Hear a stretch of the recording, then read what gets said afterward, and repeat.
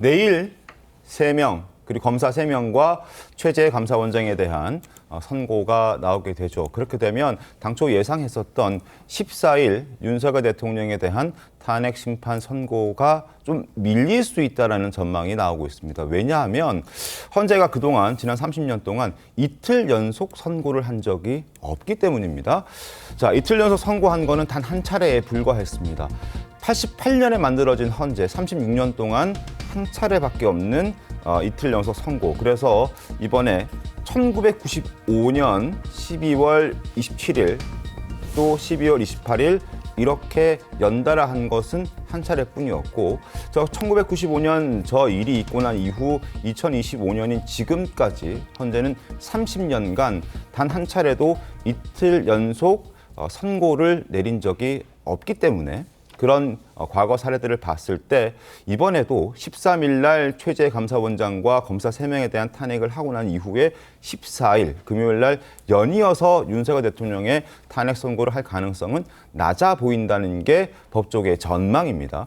자, 통상적이지 않고 이틀 연속 선고가 물리적으로 좀 불가능하다 지적들이 나오는 이유가 바로 저런 과거 사례들이 있었기 때문입니다. 이 부분에 대해서는 송영 변호사님 어떻게 좀 보십니까?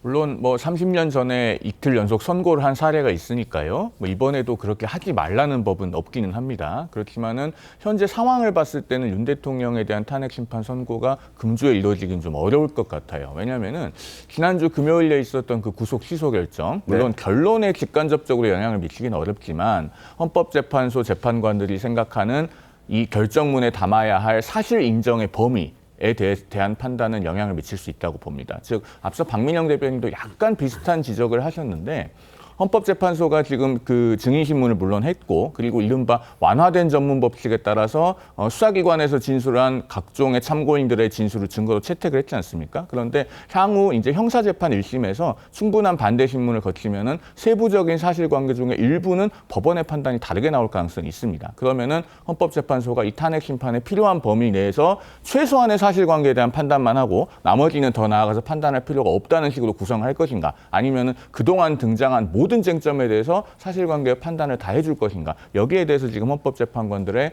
의견이 나뉘고 있을 가능성도 있어 보이거든요. 네. 그렇기 때문에 평의가 길어지고 있을 수 있고 이번 주에 선고는 어렵다는 예측들이 나오고 있다라고 보여집니다. 그러니까 이제 법원에서 했던 증인들의 진술과 그 증인들이 또 헌재에서 나와서 했던 진술들이 갈리는 부분도 있고 일부 뭐 대답을 하지 않았던 부분들도 있고 이렇기 때문에 법원이 결정이 어떻게 되느냐에 따라서 헌재의 결정도 영향을 조금 받을 수 있는 부분, 그 부분을 또 숙고해야 하는 상황도 있는 거네요. 그러니까 법원에서는 이 증인들이 아직 진술을 하지 않았죠. 지금 대부분의 재판들이 공판 준비기일 단계를 이제 막 넘고 있는 상황입니다. 그런데 앞으로 법원에서 이 증인들이 헌재에서는 진술 거부권을 행사했지만 법원에 나가서는 어떻게 증언할 것인지, 또 반대 신문의 기회가 만약에 더 충분히 주어진다면 답변이 어떻게 달라질 것인지에 대해서 헌재가 100% 확신할 수는 없는 상황입니다. 그리고 헌법재판소는 단심제이기 때문에 결정을 한번 하면은 그 사실관계의 어떤 부분도 바꿀 수가 없지 않습니까? 이런 부분에 대해서 아마 헌법재판관들의 고민이 좀 깊어지고 있는 시간일 것이다. 저는 그렇게 예상합니다. 과연 윤 대통령의 선고일은 언제가 될까요?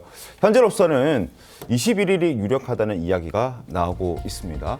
내일 최재해, 이창수, 조상원, 최재훈 이렇게 선고가 있고요. 그 14일은 사실상 좀 어렵지 않겠냐라는 전망이 좀 많이 나오고 있습니다. 그렇다면 혹시 21일 선고가 되지 않을까라는 전망도 지금 함께 나오고 있습니다. 이재명 대표의 항소심 선거법 선고 이전에 나오냐, 또 혹시 그 이후에 나올 수도 있지 않을까, 뭐 이런 전망도 함께 나오고 있는 것 같은데, 현재 헌재는 매일 평의를 하고 있습니다. 굉장히 심사숙고를 하고 있다, 이렇게 전문가들은 얘기를 해주고 있고, 법률가들 사이에서도 소수 의견이 있어서 지금 평의가 길어지고 있는 것 같고 때문에 선고도 늦어지는 것으로 보인다, 이런 얘기들이 나옵니다.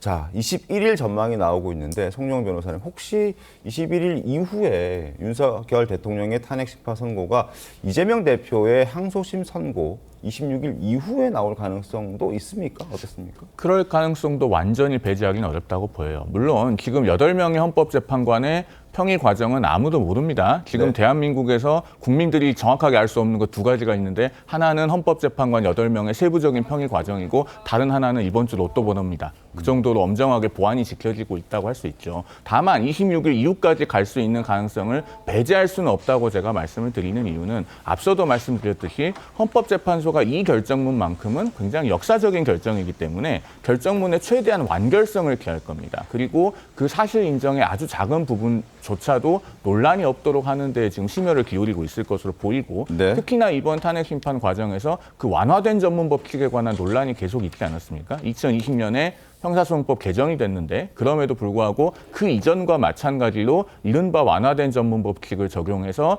과연 수사기관에서의 진술 조서들을 증거 능력을 부여할 수 있느냐 여기에 대해서 논란이 있어 왔기 때문에 물론 헌재가 헌법재판소법 40조를 이용해서 형사소송법이 모든 범위에서 준용되는 것은 아니고 탄핵 심판의 본질에 반하지 않는 범위에서만 준용되는 것이기 때문에 할 수 있다라고 하는 판례를 지금 확립해 놓고 있고 그래서 위법하다고 보기는 어렵겠지만 국민들께서 보시기에 이것이 이해하기 쉬운 일인지 그리고 법률이 아니라 해석으로서 그렇게 가름해도 되는 것인지에 대한 적정성의 논란이 있을 수 있습니다. 그런 부분 때문에 사실관계를 굉장히 정밀하게 가려서 결정문에 담으려는 작업들이 길어지다 보면은 저는 한 28일 정도까지 갈 수 있을 가능성도 최대치로는 있다 이렇게 보고 있습니다. 28일이면 이재명 대표 선고 이후를 말씀하시는 거네요? 애초에 제가 방송에서요 한 달 전부터 공개적으로 선고 시점 예측을 계속 해왔습니다. 네. 어떻게 해왔냐면은 3월 20일로부터 플러스 마이너스 7일 이내에 선고를 할 거다 이렇게 예상해왔거든요. 그 근거 중에 하나가 이재명 대표 선거법 사건이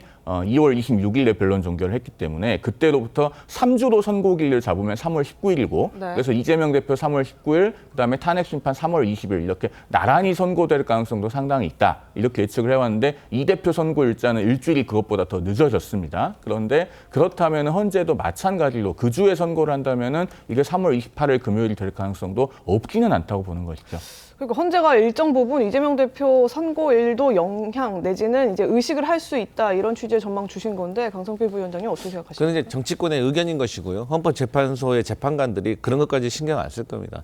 그리고 말씀드렸지만 이재명 대표의 판결이 유죄가 나오든 무죄가 나오든 결과적으로 대법원까지 가야 되는 상황입니다. 무죄가 나온다고 해서 국민의힘에서 그거 받아들이고 검찰에서 받아들여서 상고 안 하겠습니까? 그렇기 때문에 대법까지 지켜봐야 된다는 주장이 나올 것이기 때문에 실질적으로 이재명 대표의 판결은 저는 의미가 없다고 보고 중요한 것은 윤석열 대통령에 관련된 구속 취소가 없었다면 아마 3월 14일 날 결정이 났을 거라는 예측이 강했을 겁니다. 그런데 윤석열 대통령이 구속 취소가 되면서 어쨌든 간에 헌법재판소의 판결과는 거리가 있는 내용이지만 그래도 당사자인 윤석열 대통령의 신상에 큰 변화가 일어난 거 아니겠습니까? 그렇기 때문에 현직 대통령에 관련된 이 탄핵 심판에 대해서 헌법재판관들이 국민의 여론을 더 반영하는 숙고하는 모습을 저는 보이는 게 타당하다고 생각합니다. 그렇기 때문에 저는 3월 다음 주 중으로 더 미뤄질 수는 있을 거라고 생각하지만 저는 이재명 대표에 관련된 재판까지 고려해서 그 이전이냐 이후를 재판관들이 고려하지는 않을 것 같습니다.